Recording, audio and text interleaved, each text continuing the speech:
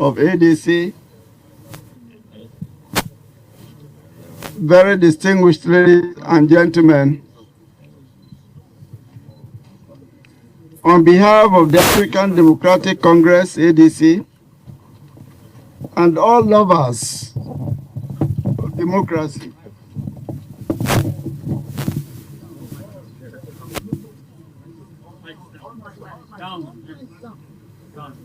I welcome all of you to this World Press Conference.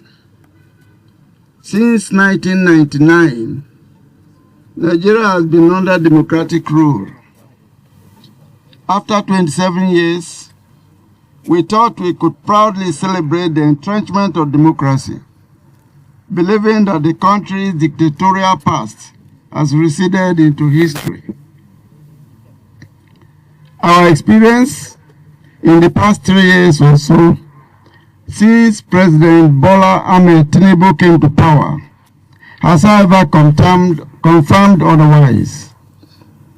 Democracy is only sustained by the quality of freedom that it offers and guarantees, especially the freedom to choose, the freedom to participate, and the freedom to associate. These freedoms are so critical to democracy that without them, democracy dies. Yet, in the past 3 years, we witnessed a relentless assault on these very freedoms. The agenda is very clear: to create a situation where in 2027, President Bola Ahmed Tinubu emerges as the only option left for the people, despite the widespread suffering and wanton killings going on across the length and breadth of this country. The twin challenge of deepening poverty, worsening security situation in the country did not just happen. They are direct consequences of the failure of this government. They know that Nigerians will not want to continue. They know Nigerians will vote them out.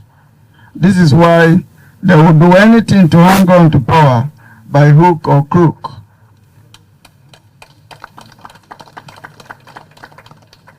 The coalition of opposition parties came about as a result of a collective search for democratic freedom and the desire to resist what was clearly a relentless assault on opposition political parties.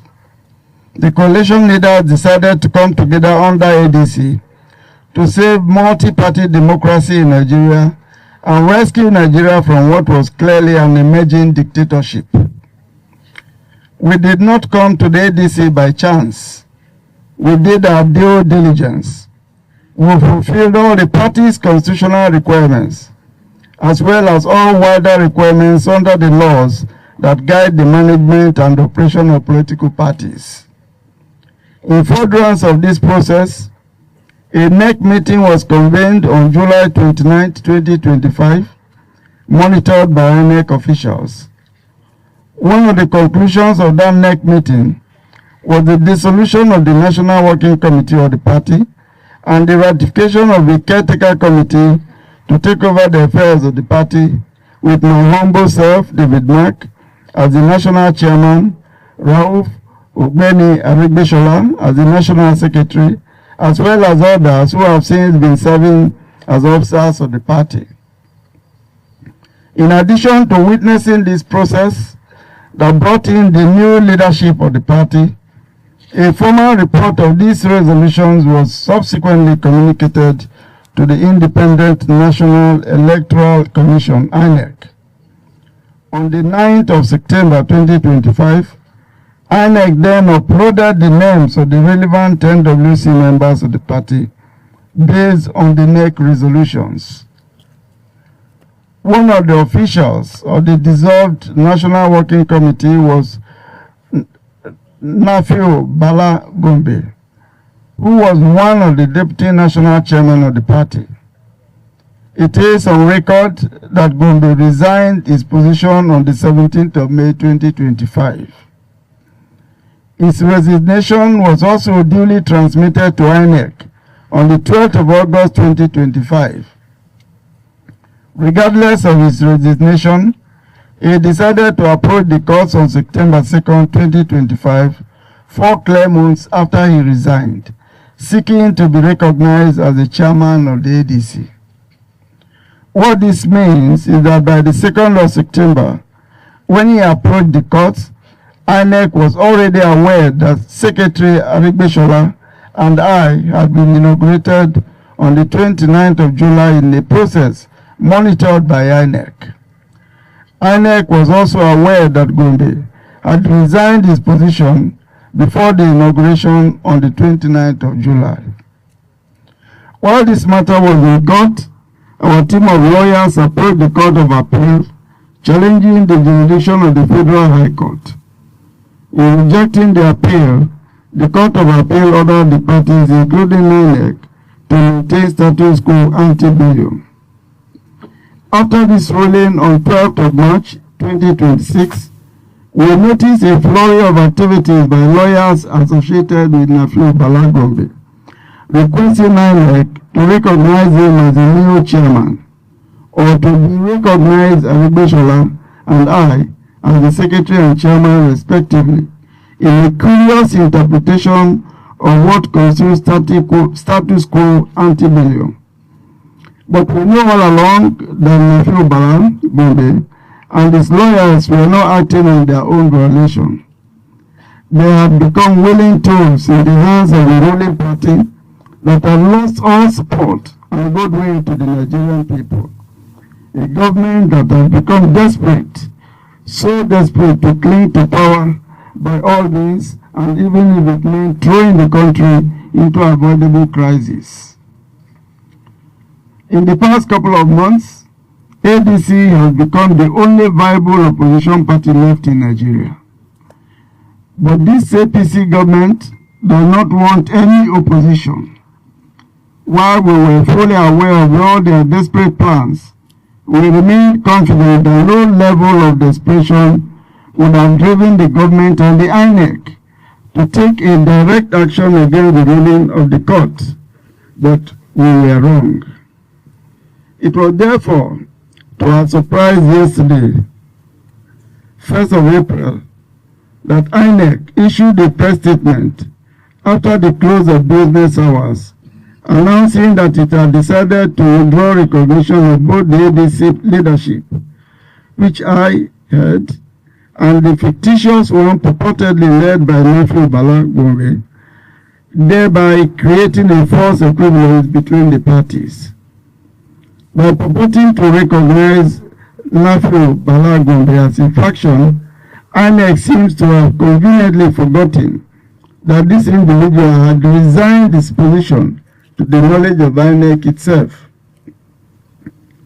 The crux of the matter is the interpretation of what constitutes status quo ante bellum, which the Court of Appeal directed should be maintained. From all authoritative counsel at our disposal, there is no legal interpretation of precedent that could possibly lead to the outcome that INEC seeks to foistle on our party. Based on his press conference of yesterday, INEC is pretending to be confused as to what constitutes the status quo ante bellum.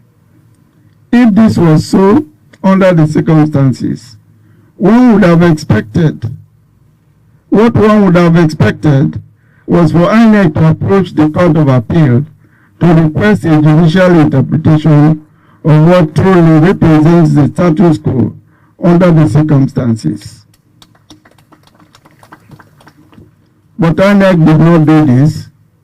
While posturing to be neutral, its actions confirm that it has become irredeemably partisan, working as it were towards a preconceived agenda. With this action, this INEC has left no one in doubt that it has chosen the path of dishonor and has become complicit in undermining Nigerian democracy. It therefore can no longer be trusted.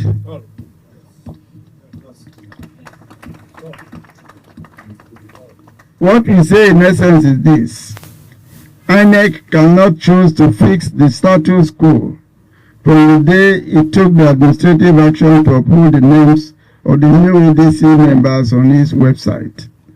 Because INEC does not have the power to determine for any political party who its leaders should be. That decision was taken on July 29th, 2025, not on September 9th.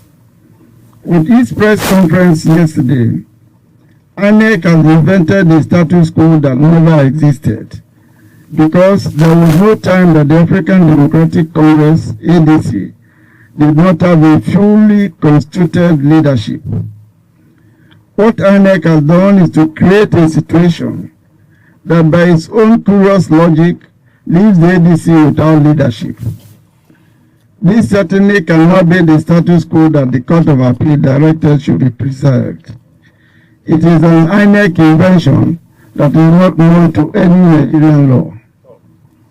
There is only one conclusion that Nigerians can draw from the 1st of April 2026 action taken by INEC. The electoral umpire has taken sides. It can no longer be trusted. As a matter of fact, INEC has acted in contempt of the Court of Appeal and has therefore acted unlawfully. My fellow Democrats, very distinguished ladies and gentlemen, it is not the ADC that is under attack. It is a direct assault on Nigerian democracy and the right of Nigerians to choose, to participate, and to exercise their rights as free citizens. We have witnessed how the APC-led federal government has undermined, compromised, and coerced other opposition political parties. The ADC has risen as the last bastion between Nigerian democracy and full-blown dictatorship. And this is what worries them. What is now unfolding is a concerted effort to dismantle that last bulwark. If we allow this to happen, it could signal the end of our democracy as we know it today. If we yield to it, we would have become complicit by our inaction. We therefore hold it a duty to our democracy and to the Nigerian people to say no.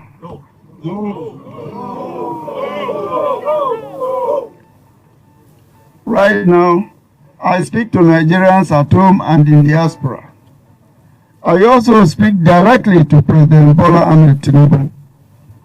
With 90% of the National Assembly and over 30% of Nigeria's 36 governors in the APC, President Bola Ahmed Tinubu, what are you afraid of?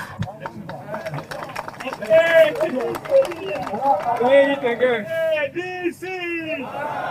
ADC!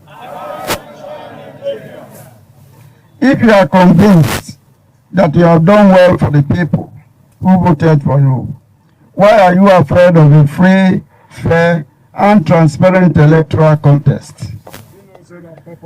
If you are indeed the Democrat that you claim to be, why are you bent on destroying all opposition political parties in this country? Let me reiterate for the record, there are no competing claims on the leadership of the ADC. Nafi Bala Gombe has no locus whatsoever. INEC should have waited for the Court of Appeal to decide this matter. Instead, INEC went ahead to do the bidding of the ruling party. But let us be clear, the role of INEC over political parties is not administrative, it is not managerial, it is simply supervisory. For the avoidance of doubt, the leadership of ADC inaugurated at the 29th July 2025 NEC meeting remains the lawful leaders of the party.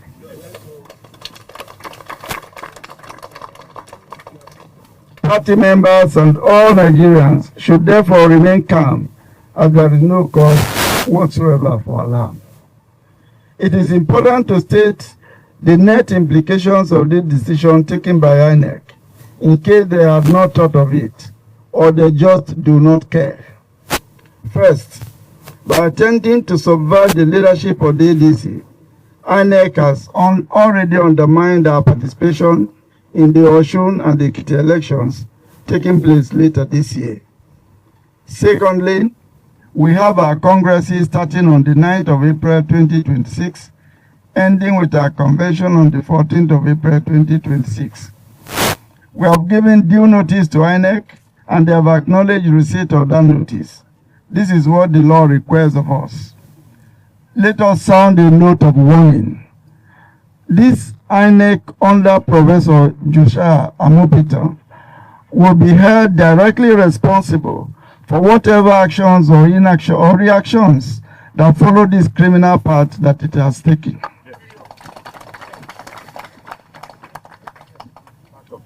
Our demand is therefore very clear. We demand the immediate resignation or sack of the INEC chairman.